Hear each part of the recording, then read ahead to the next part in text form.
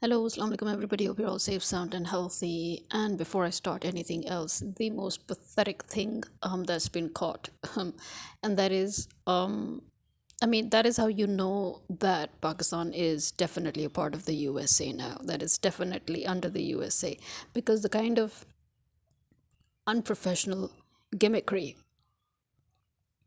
that can be seen done and performed by so-called journalists of news channels in America, um, that kind of gimmickry has been found here in Pakistan, where an unverified news just spread like wildfire. Unverified in the sense that the news itself is correct, that as we know, Maulana Tariq Jamil's son passed away yesterday. Um, First of all, without any autopsy, without any investigation, the law enforcement immediately declared that it could be a suicide. He was shot in the chest. You need to find out if that was actually a suicide or not. But before they could even procure witnesses and evidence, they started spreading that news. That's number one. Number two is the fact that they showed the picture of a completely different man, and this is why, as I said, this reeks of American gimmickry. Because if you remember, when America was, you know, posting pictures of Osama bin Laden, it was actually not Osama bin Laden. They were posting pictures of a Latin American citizen, who actually even he filed a complaint against the American government for posting his picture, and sharing it and spreading it and making it viral as Osama bin Laden. So that is the same thing that happened here. Here, although the thing is that the person whose picture they have been showing in every single media outlet, and that also tells you, again, it shows you how our media is no longer working at all. I mean, our media has never been trustworthy for a long time, since they sold themselves out to the rich elites, and since they've been working against state, against the state itself and against the legal government of the state, which was Imran Khan's government. So, since the media has very openly worked on treason against the state, nobody believes anything that comes out of the media's mouth. And this in itself is proof that now they have completely stopped working, that they didn't even care, that nobody knows where they lift that picture up from, and then they didn't even verify their facts. I mean, Maulana Tariq Jamil is an extremely famous person. He's so well renowned. His son is a person who was known to be a very capable man, who was taking care of all businesses of, and he was managing all his affairs as well. So you not knowing who his son is, and you actually posting unverified. You have not even verified whose picture it is that you're posting, and you keep on posting it as the picture of a dead man who's supposed to be the son of Maulana Tariq Jamil. I mean, first of all, that man is alive. He is a CEO of a foreign company, which is, I think, called Tracking or something. And his name is also actually Asim Jamil. But actually, to kill a man who's alive, seriously, you can't even verify your facts, and you call yourself mainstream media, you call yourselves journalists. And what are you doing? It seems, as I said before, it's like they were being dictated. And that is why I'm still suspicious of the news, no matter how many so called witnesses come, because as we know, in the present day Pakistan, witnesses are also bought. So I don't know. And I'm not even going to, accept any witnesses that come forward claiming that he has committed suicide or that he was murdered or anything. I think unless and until his own family doesn't talk officially, to the press maybe, or give an official statement, I'm not going to accept anything from anybody. Because as we know, witnesses are bought. False charges are always made every day. The establishment, the army, the law enforcement agencies are themselves going against the law. They're breaking all laws. And that is obviously because they're under the command, of Uncle Sam. So, right now, all I can say is that at least, just because you are not working, that doesn't mean that you should now make a live man dead. I know this is the American way. In fact, this is what has more than proved to the whole world once again that you are working for America, and because your style of working has become American. I mean, this is something that we always see in the American media. They don't verify pictures, they don't verify names, they don't verify facts. The government feeds it to them and they just, spread it like they did with, as I said before, Osama bin Laden. And now you're doing the same thing here. It means somebody just gave you a picture and told you to run with it. So who gave that picture now? That's my next question. Who from the establishment or the army or the government or the law enforcement agency gave you that picture and allowed you to run with it? You know, without even verifying the fact that the man whose picture you're posting on all your news outlets, on all the major news outlets, and even in some places in the social media, claiming it to be the deceased son of Maulana Tariq Jamil, is actually somebody who is well and alive, and he just happens to share the same name, and he is abroad, and he is a CEO currently working in his business. Amazing. Now, step two. When it comes to Kashif Abbasi, there are a few of his colleagues, or at least one of his colleagues, who claims on his vlog that he has actually talked to Kashif Abbasi and that Kashif Abbasi is safe and sound and that he's traveled abroad. I hope that is so. I really do. But if the rumors are spreading within the journalistic circle, that Kashif Abbasi is missing or he suddenly vanished, then I think, yes, it does warrant a concern. And I do think maybe Kashif Abbasi should somehow just, throw a message or a Twitter, you know, he should tweet something, or maybe his wife, who's also a journalist, maybe she should just, clarify it. That would be really, really nice, because the way, he suddenly disappeared is really warrant for concern. And I hope that his friend is actually right, in his claims that he has spoken to him and that he is well and alive and that he's just left the country. And if that is the case, I hope he stays away and I hope he doesn't come. That's all I can say. Like all the other journalists that have managed to make it out safe, I hope he stays out and I hope he stays safe. Coming back to the death of Asam Jamil, I think all I can say is that if the family members are talking about how it was more likely to have been an accidental death, then I think we should accept it as it is, rather than, first of all, again, going with the police. The police is irrational, nonsensical, and absolutely illegal speculation, where without any evidence they just speculated and then they told the media, mainstream media, to just spread the news. And the mainstream media is still spreading the news, albeit with fake pictures of an actually alive man. But I mean, they're still spreading that news that he was depressed and, because of his depression, he killed himself. First of all, again, I would tell you, if a person is actually aiming to kill himself, he wouldn't do it in front of everybody the way it happened. And number two, who points a gun at their chest awkwardly to kill themselves? You know, there's always a specific way people tend to kill themselves with a gun, especially. So yeah, so if the family members are saying that he was actually looking at the gun and he was checking it and, accidentally pulled the trigger, then yes, that actually makes more sense considering where it hit him. But again, the fact that he was not alone does raise suspicious circumstances, which I feel needs to be investigated. That, was he really just checking out the gun and had an accidental death? Or, are the witnesses actually covering up another story?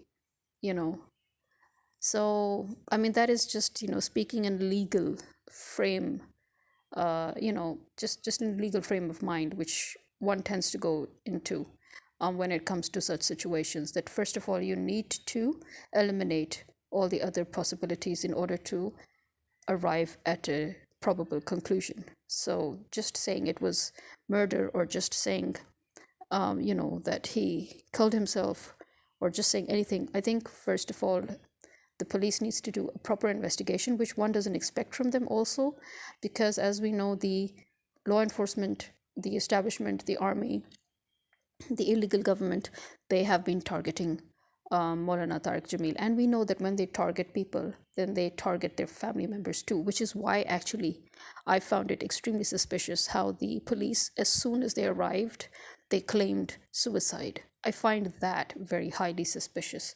But yes, if the family is 100% sure and convinced that this was an accidental death, then yeah, okay. But again, if there is even the remotest suspicion regarding the circumstances, because the way it was dealt with, I found that very suspicious.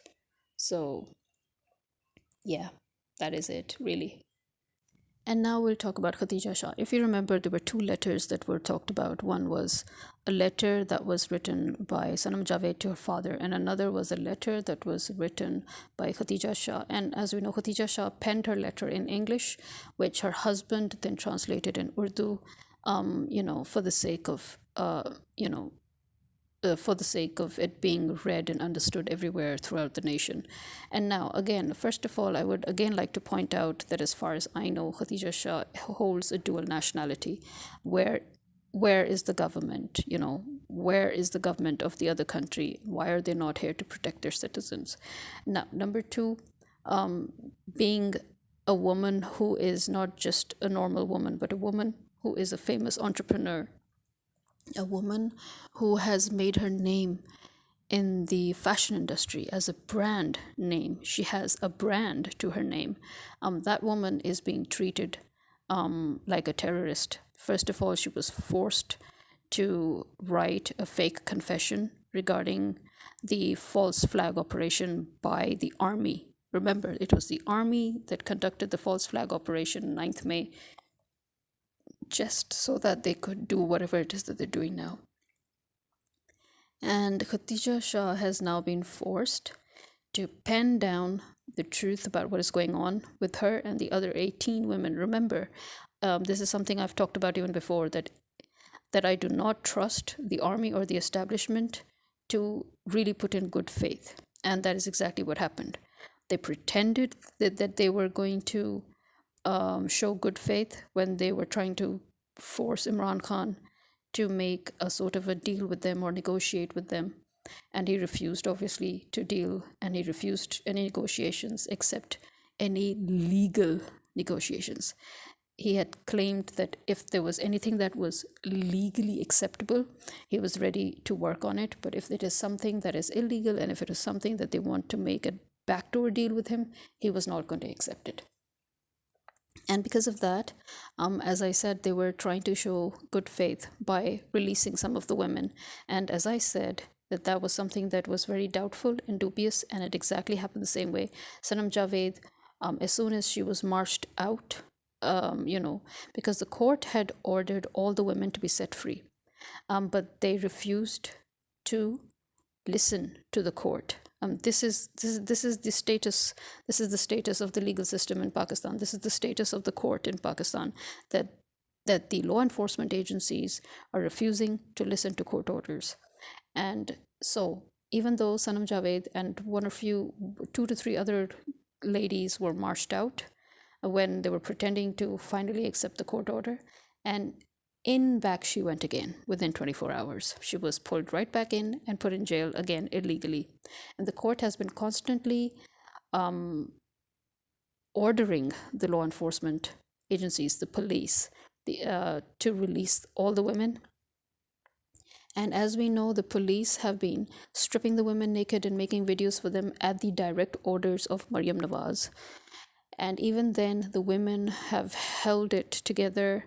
Then women have also been subjected to mental torture and harassment, and they have still been holding it together. And that is why Khatija Shah has finally been forced to pen this letter, which she did. And days have passed. The letter is circulating. People are talking. But again, as we can see, nothing has happened. Nothing has happened. She's still in jail. The other 18 women are still in jail. Sanam Javed is still in jail. And, the establishment, the army, the law enforcement agencies are still working as anti state factors. And actually, what I really like about the letter of Khatija Shah is the fact that she has named these women in her letter, which is very, very important. Very, very important. Because as we know, the way we are having people kidnapped and, we have missing persons, and then later on they can say, oh, we don't know about this person, we don't know about that person. The fact that she has named all the detainees, all the 18 women with her, that is excellent, both in a legal point of view, in an evidentiary point of view. It is extremely important, and it was extremely wise of her to have done that, because now their names are on the record. Their names are on the record. There is evidence of witness, because she herself is a witness by penning down their names. So she's a witness to the fact that these other women who are with her were detained illegally. And so I'm glad that she has mentioned them by name, each and every one of them. She's mentioned them by name. She's mentioned what they're going through. She's mentioned their families, as in that they're mothers of 2 or mothers of 5. She has mentioned that they exist and they're in jail. Because as we know, we are seeing again the American hand at work. And as we know, when America created the 9/11 false flag operation, then one of the first things that America did was kidnap Muslim women and students from all over the world, and then pretend that they had no knowledge of those women or those students. So this was very, very important. As I've always said, a real patriot is that person who doesn't turn a blind eye to what is going on wrong in his country. A real patriot points out exactly what is wrong with the country, and then they actually try to take steps towards a resolution. A traitor is a person who will do anything and everything for their own personal benefits, and they have no faith, they have no religion, they have no belief, no philosophy, they have no principles, no ethics, no moral values. To them, everything is money and material benefits. And unfortunately, Pakistan is flooded with those kind of people, where they're all thinking about their own survival, they're all thinking about their own material benefits. But as I said before, now you're dealing with a completely different generation. You're dealing with our generation. Our generation is the one that has suffered the most damage at the hands of the previous generation. And the fact that even now it is the previous generation that is wreaking havoc all over the world, even in America. In America, who's sitting on top of everybody wreaking havoc? It's the boomers. In our country, same thing. In other countries, same thing. Those countries that are right now in peace, those countries that are developing, they're all those who have our generation in their government. And our generation has got many more things to do in life than to be greedy and incite wars for personal short-term benefits. We're not stupid. Stupidity is the marker of the boomers generation. Now, but unfortunately, amongst even within our generation, people who were born within those families, those self-acclaimed owners of the world, those 1% of the 1%, who think that they own the world. Unfortunately, in their case, generation doesn't matter. Their children, their children's children, their children's children's children, they're all going to be just as fucked up, just as screwed up, just as delusional, and just as mentally severed from reality or practicality. They will all think of themselves as gods. They have claimed themselves to be gods, and they're actually literally, I mean, imagine how mentally insane they are. They're actually literally waging a war against God. First of all, that shows that despite all their naysayings, they do believe in the existence of God. Why else are they waging war against God? oxymoronic. Thank you very much. So yeah, I think that is the height of stupidity, when you are actually grouping up together to wage war against the very being that created you. The fact that he created us means already that we have lost the war even before it began. You have to be an insane amount of stupid to fight against a being that has created you. Seriously. And I understand the feeling. We all want to fight him at some point in our lives. We all want to fight him. We all want to challenge him, you know. But I think the way these delusional prats are doing it is so out of the way insane. And they're destroying the whole world. And have they even realized that if the world no longer exists, then they also have no meaning to exist? They are who they are and what they are because of the world. No world, no elite, no cream of the cream, you know.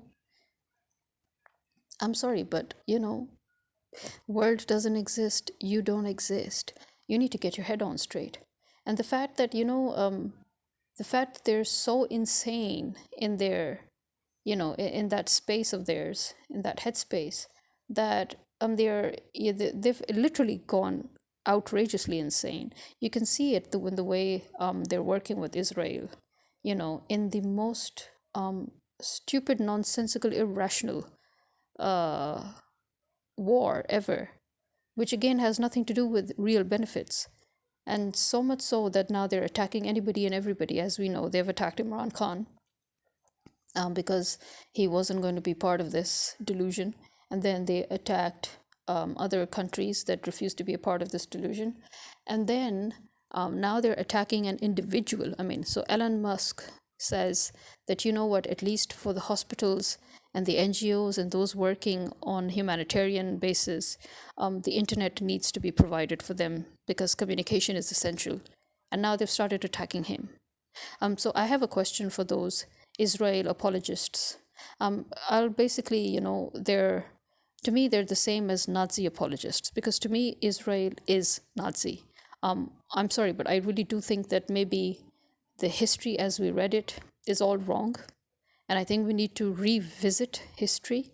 We need to revisit the actual narrative behind it, because I feel something went wrong there. Because from what I can see, America and Israel and Britain, these are the real Nazis here. And they're still ongoing, full swing. So all those Nazi apologists and all those Nazi supporters and all those Nazi sympathizers, I'll ask you one thing. Do you still condone the fact that, Elon Musk just said that he wants that the people working on the ground on humanitarian basis should be able to communicate, and that he would provide internet services? He would make sure that there is a working satellite in that area that could ensure that communication is reinstalled and it doesn't get interrupted. So do you still condone what your leaders and what Israel is now doing to him because of what he said? Think about it. Just think about it and tell me. Well, this is me signing out for now, because I can't speak much. Because of the change in season and everything, and it's weird how when I'm about to talk, that's when my throat acts up. All day I'm fine, and when I have to make a podcast now, my throat suddenly acts up. So today might have seemed a bit disjointed or disconnected, and I'm sorry if it did, but I hope I managed to put all the key points in front ahead of you. I hope this time I didn't forget anything seriously. So this is me signing out. Khuda Hafiz.